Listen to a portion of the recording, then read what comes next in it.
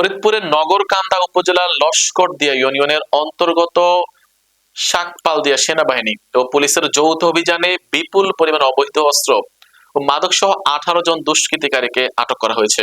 বিস্তারিত থাকছে মোহাম্মদ টোকন শেখের প্রতিবেদনে।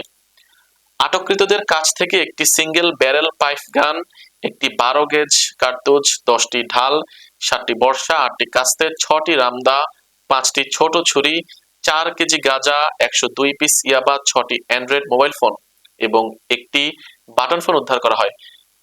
ভোর 4টা 30 মিনিটে গোপন সংবাদের ভিত্তিতে শাকপালদিয়া এলাকায় অভিযান করে একদল সন্ত্রাসী ও মাদক ব্যবসায়ীকে আটক করে।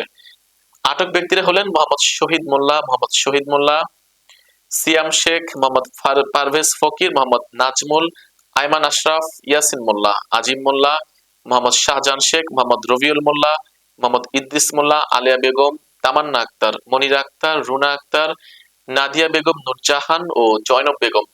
তারা সবাই শাকপালদিয়া গ্রামের বাসিন্দা। আটককৃত আসামি ও উদ্ধারকৃত মালামাল পরবর্তীতে নগরকান্দা থানা পুলিশের কাছে হস্তান্তর করা হয়েছে।